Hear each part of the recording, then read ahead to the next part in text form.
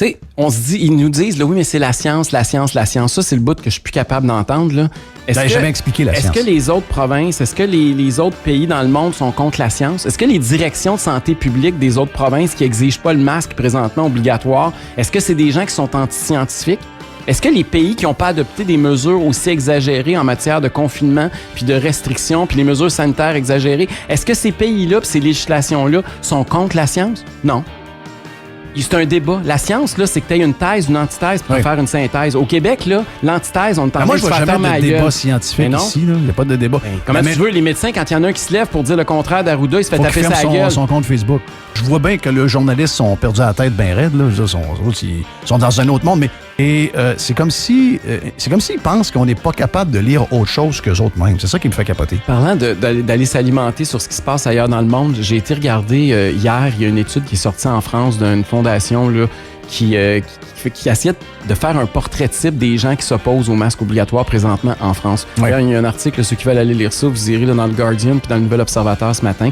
Puis ce qu'ils ont réalisé, Jeff, puis je l'avais réalisé le 23 août, c'est la première fois de ma vie, en 30 quelques années que je fais de la politique au Québec, que j'organise une activité et que j'ai 2 problèmes. Les gens qui sont devant moi sont très majoritairement des femmes, puis les porte-paroles qu'on a trouvés dans le domaine de la santé puis de l'éducation pour défendre les enfants contre le masque obligatoire, on en avait 8 sur 10, c'était des femmes, puis il a fallu se forcer pour trouver 2 gars. Oui. Okay? Il y avait une surreprésentation énorme des femmes, puis dans le sondage de ce matin, 63% de ceux qui s'opposent au masque obligatoire, c'est des filles. Puis c'est des gens, croyez ou non, qui sont plus riches et plus scolarisés que la moyenne. Exactement le portrait contraire que ce que les médias de Montréal essayent de nous faire croire. Mais ça, j'avais remarqué ça, qu'il y avait beaucoup de femmes dans le mouvement. Ça on le voit par les Facebook. 2 pour 1. C'est 2 pour 1, Jeff. En politique, on voit jamais ça. C'est toujours le contraire d'habitude. Lagacé dit le contraire. Lagacé dit c'est des gens moins éduqués qui vivent dans l'exclusion. Écoute son étude, lui qui est monsieur qui est sur la science, moi, il a donné des études qui disent le contraire, moi. mais depuis toujours, on l'a vu aux États-Unis avec les déplorables. On l'a vu en France avec les sans-dents. À un moment donné, quand tu es en haut, quand tu diriges à un moment donné, tu as une plèbe et ces gens-là, moi, vraiment, qui posent. Quand tu as une plèbe devant toi puis tu as du monde, s'ils posent pas de questions, puis c'est des moutons, ils font ce que. Mais quand les gens commencent à poser des questions, ils veulent des réponses, c'est là que tu vas les mépriser. Et ça, c'est vraiment. C'est la plus mauvaise technique au monde. C'est la pire des techniques. Mais moi, je suis content qu'ils agissent comme ça parce qu'ils ne feront pas changer d'idée personne en les insultant.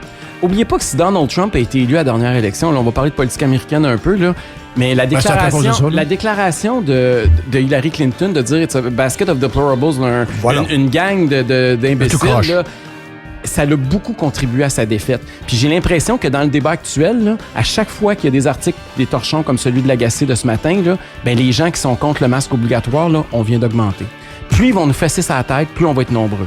Et ça, ils s'en rendent même pas compte tellement ils sont déconnectés dans les petits plateaux puis tellement ils sont éloignés de la réalité de monsieur, madame, tout le monde. Mais les masques, là, d'ailleurs, faut commencer à se questionner sur les masques. On avait posé une question l'autre fois à Arruda, savoir quand est-ce qu'il allait nous enlever ça. Là, il nous a dit c'est jusqu'au vaccin. Mais là, je veux dire, si on voit que les cas augmentent, peu importe la raison, c'est-tu plus de testing, le ci, ça.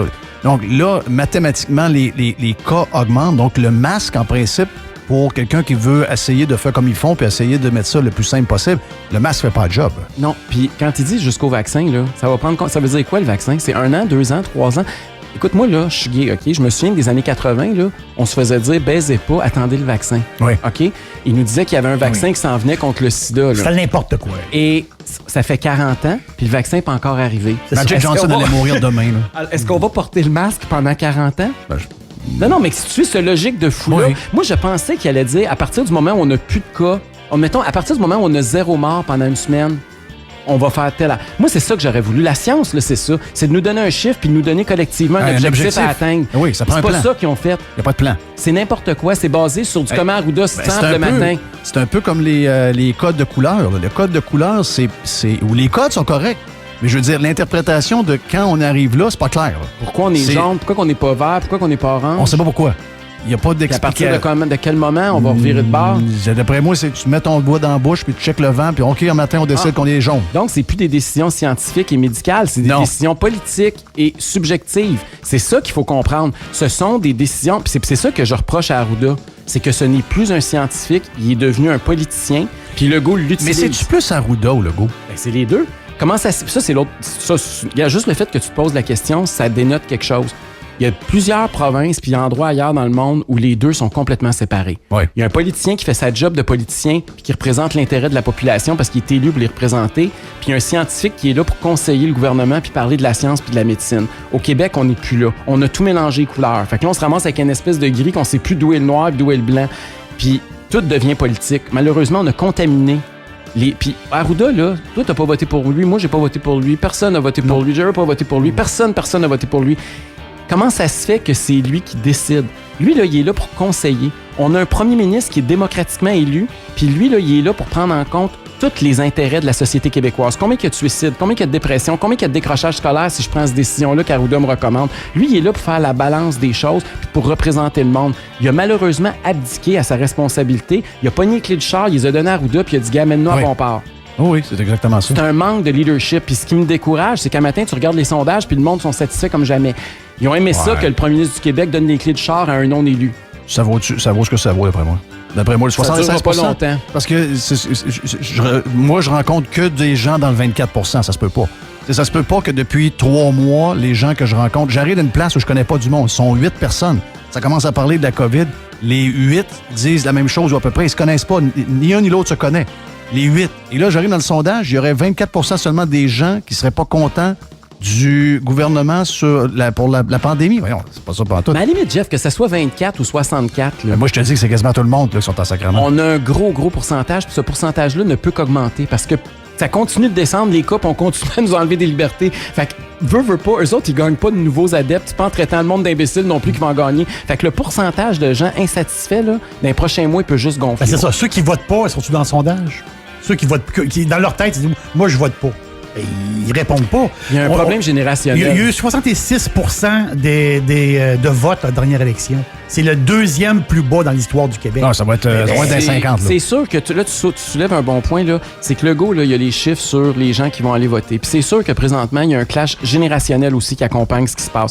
Moi, Jeff, là, des gauchistes de QS de 25 ans là, qui me mettent des... Non, attends, qui me mettent des likes sur mes posts, là, j'avais jamais vu ça. Puis du monde de 70 ans qui m'ont toujours aimé puis qui se définissent comme du monde de droite, là, qui me unlike, là, j'en vois. Je veux dire, on est de plus en plus, la science, on apprend de plus en plus ça. Fait que c'est normal que cette génération-là se rebelle parce que c'est elle qui va payer la montagne de dettes que Trudeau et Legault sont en train de pelleter. C'est elle qui est en train d'échouer dans les classes au moment où on se parle puis qui est découragée parce qu'on lui fait faire de la danse plutôt que du sport. C'est cette génération-là qui est pognée à foutre son masque dans sa face alors qu'elle sait qu'il n'y a pas de danger puis qu'elle joue avec ses amis, pas de masque les fins de semaine puis quand elle rentre à l'école, faut qu'elle se mette un masque. C'est ridicule. Mais ça revient pareil encore à la même maudite affaire qu'on a vue depuis d'à peu près tous les gouvernements depuis 20 ans. Ils gèrent pareil avec les manchettes. Ils ont peur des manchettes. Ils ont peur des journalistes. Ils sont pas capables de calculer dans leur tête que les médias qui sont obligés de subventionner pour les tenir en vie ont perdu... Il y a encore de l'impact, mais je veux dire, ils n'ont plus l'impact qu'il y avait avant. Mais c'est encore, malgré ça, malgré qu'ils ont moins d'impact, c'est encore eux... Tu sais, la minute qu'on parle de « OK, il y a une deuxième vague, ça prend plus de mesures, faut frapper ces Québécois, ils sont pas gentils. » Boum, 2 jours plus tard, il y en a. Donc, ils sont vraiment fragiles à la manchette des journalistes de Montréal. Là, je veux te parler de ça, des médias, puis je suis content que tu soulèves cet enjeu-là. Je sais pas si tu vas être d'accord avec moi, on peut être en désaccord, j'aimerais ça, là, mais moi, j'ai l'impression que tu as tort. J'ai l'impression que les médias traditionnels, c'est peut-être une des raisons pour lesquelles ils agissent comme ils agissent présentement, sont en train de sentir le tapis qui leur glisse sous les pieds à la vitesse grand V. Puis la pandémie a accéléré ce phénomène-là. OK? Moi, là, j'en suis un exemple. OK? Je travaillais dans un média traditionnel jusqu'à il y a 2 mois. Puis j'ai choisi, le gars, je fais des chroniques ici, là, mais j'ai renversé mon modèle dans le sens où moi, j'ai décidé là, que je veux parler à plus de monde possible, puis je veux rajeunir l'auditoire aussi, puis je veux faire ça via des réseaux sociaux, puis je vais le faire dans les prochaines semaines de plus en plus. Puis historiquement, je me servais des réseaux sociaux pour promouvoir mes shows dans les médias traditionnels. Dans les prochaines années, Jeff, je veux faire le contraire. Je me servais des médias traditionnels pour promouvoir ce que je fais dans les réseaux sociaux. Puis plus de monde comme moi vont décrocher des médias traditionnels puis s'en aller dans les médias sociaux. L'avenir est carrément ça. Fait que j'ai l'impression que c'est en train d'arriver beaucoup plus vite qu'on pensait. Moi, je pensais que ça arriverait dans 3 à 5 ans. Puis c'est en train d'arriver dans 3 à 6 mois. C'est parce qu'on n'a pas accès à le clic. Je pense qu'ils le voient, eux. Je pense qu'ils voient que dans le clic, surtout depuis 2-3 mois, juste les commentaires dans le compte Facebook ou encore en bas des articles montrent que leur clientèle est en joie le vert. D'après moi, dans les clics, ça paraît beaucoup. Ben oui. Et là, il n'y a plus de papier. Les papiers, ils restent au restaurant, puis là, on ne peut plus se passer le journal dans le restaurant. Donc, il y a un problème. Jeff, je fais une vidéo de 5 minutes dans ma cuisine, je mets ça sur les réseaux sociaux, j'ai 100 000 clics dans les heures qui suivent. Oui. les journalistes traditionnels qui écrivent des beaux éditoriaux dans la presse, quand Après ils ont moi, 10 000 ils ont- clics, ils ouais. fêtent. C'est ça. OK? Juste pour vous donner une idée d'un ordre de grandeur, là, pour monsieur et madame tout le monde qui ne suit pas ça tous les jours, là. C'est rendu là. Écoutez, la presse, là, c'est pas un journal en passant, c'est un site web. Oui. OK? C'est un vulgaire site web. Oui. Et puis demain, on ne sait pas ce que ça va être parce que son financement, il est loin d'être assuré à moyen pas à long terme. Là, les démarrons, le sait quelques millions là, mais ils sont en train de fondre plus vite que neige au soleil. Fait que qu'est-ce qui va se produire dans les prochaines années, dans les prochains mois? Je veux dire, le monde change à vitesse grand V. Puis ces gens-là ont de moins en moins d'impact. Puis moi, personnellement, là, de la façon dont ils agissent présentement, je pense qu'on peut se réjouir de ça. Puis je me réjouis pas qu'il y en ait qui vont perdre le job, on se réjouit jamais du malheur Non. des autres. Là. Mais il faut se réjouir qu'on a une plus grande diversité d'opinions puis d'informations disponibles. Oh oui, ben, il en reste encore un bout de pouvoir qu'il faut commencer à voir disparaître le plus rapidement possible parce que sans qu'il y ait il y a de moins en moins d'impact dans le monde normal, mais ils ont toujours autant d'impact avec les décideurs.